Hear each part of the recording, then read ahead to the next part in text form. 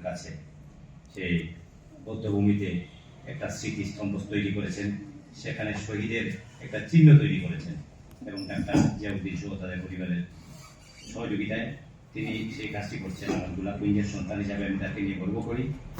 জনাব কর্নেল আব্দুল সালাম সাহেব গত ডিসেম্বরে দৈনিক জয়িতা বার্তায় 30টি রিপোর্ট করেছিলাম, 30 দিন মুক্তিযুদ্ধ নিয়ে ধারাবাহিক। এই 30টি প্রতিবেদনের একটি 6 নম্বর প্রতিবেদনটা ছিল আব্দুল সালাম ভাইকে নিয়ে। আমি ওনাকে অনেক বিরক্ত করেছি এবং আমি দেখলাম যে ওনার যে একটা চেষ্টা যে কেউ তার কাছ থেকে তথ্যটা নিয়ে যেন সেটি ব্যক্তি ঘটায়। আমি এর জন্য আপনাকে প্রথমেই সালাম এবং শুভেচ্ছা জানাচ্ছি। সম্মানিত উপস্থিতি, আজকে আমরা যে প্রেক্ষাপটে দাঁড়িয়েছি 1971 সালের আমি একটা ঘটনা আর 24-এর একটা ঘটনা বলব। 1971 সালে সুনিশাইলে যে গণহত্যা হয়েছিল, সেই গণহত্যার সময় একজন মুরব্বী বয়স্ক মানুষ বাড়িতে তার ছেলে মুক্তিযুদ্ধে গেছে, তিনি যুদ্ধ করছিলেন এবং তার বাবা বাড়িতে ছিলেন। ইফতারটা সামনে ছিল এবং জায়নামাজের আগে আদি বলি আমরা চটি, সেই আদিটি বিছানো ছিল, সেখানে তিনি বসা ছিলেন। এই বসা অবস্থায় ইফতার সামনে তাকে গুলি করে হত্যা করা হয়েছে। তার বাড়িতে কি ব্রাশ ফায়ার করে হত্যা করা হয়েছে। এখানে ছোট ছোট শিশুরা ছিল, এখন সেই মেয়েগুলো অনেক বড়। আমি তাদের যখন পরিবার থেকে এই দৃশ্যগুলো তুলে আনি তখন আমার খুব খারাপ লেগেছে, আমার চোখে পানি পড়ে চলেছে। কারণ এভাবে শুধু একটি ঘটনা না, আপনি বাদেশ্বরের লুলু মিয়া নামের একজন মানুষ ছিল, সেই লুলু মিয়াকে তারা মেরেছে সন্ধিশাইলে।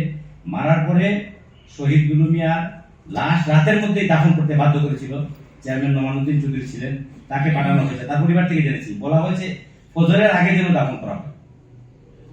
24-এ এসে আমরা দেখলাম যে সেই স্বাধীনতার যে আকাঙ্ক্ষা, সেই আকাঙ্ক্ষাটা আমাদের শেষ হয় নাই। আমাদের তরুণ সমাজ তারা বুঝলো যে আমাদের আকাঙ্ক্ষা এখনো বাকি আছে, আমাদের এখন স্বাধীনতার স্বাদ দিতে হবে, আমাদেরকে নিয়ে খেলা হচ্ছে। তাই তারা আরেকটা যুদ্ধ করলো এবং গণতন্ত্র প্রতিষ্ঠিত করেছে। সবচেয়ে দুঃখ লেগেছে ইয়ামিনকে তার গাড়ি থেকে, একটা পুলিশের গাড়ি থেকে ফেলে দেওয়া হচ্ছে, ভিতর দেওয়া। আবু সাইদের কথা সবাই বলছেন, মুগ্ধের কথা সবাই বলছেন। ঠিক একইভাবে গত 14 তারিখে আমি গোলাপগঞ্জে গেলাম, আরেকটি ঘটনা দেখলাম। একটা ছেলে, তার নাম কামরান হোসেন, সে জালালাবাদ কলেজের ছাত্র, বাড়ি গোলাপগঞ্জের গ্রামে।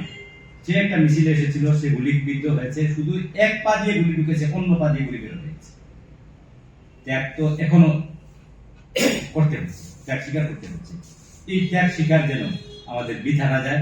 আমাদের মুক্তিযোদ্ধাদের হাত ধরে যে বাংলাদেশ পেয়েছি আমরা, সেই বাংলাদেশকে যেন আমরা আরো উচ্চে তুলে ধরতে পারি। আমাদের এই তরুণ সমাজ যে বিজয় জেনে দিয়েছে, সেই বিজয়কে যেন আমরা ধরে রাখতে পারি। আমাদের মুক্তিযোদ্ধাদেরকে যেন প্রকৃত সম্মান দিতে পারি।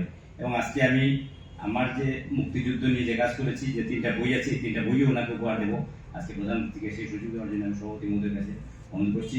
আপনারা যারা এখানে এসেছেন সকলকে ধন্যবাদ জানাচ্ছি। একটি কথা না বললেই নয়, মেহেরপুরে গেলে দেখবেন তাদের মুক্তিযুদ্ধের স্মৃতি শুধু আছে, শেরপুরে গেলে দেখবেন মুক্তিযুদ্ধের স্মৃতি শুধু আছে।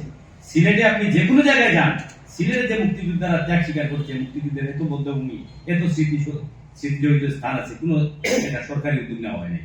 আগামী দিনে আমরা আব্দুল সালাম ভাইকে বলবো যে আপনারা এরকম একটা রাষ্ট্রীয় উদ্যোগ নেন, রাষ্ট্রের পক্ষ থেকে যেন এরকম একটা স্মৃতিসৌধ করা হয় এবং অন্ততপক্ষে মুক্তিযুদ্ধের যে জাদুঘর আমি বলবো করার জন্য, যেখানে সিলেটের মুক্তিযুদ্ধ এবং মুক্তিযুদ্ধের স্মৃতিগুলো থাকবে।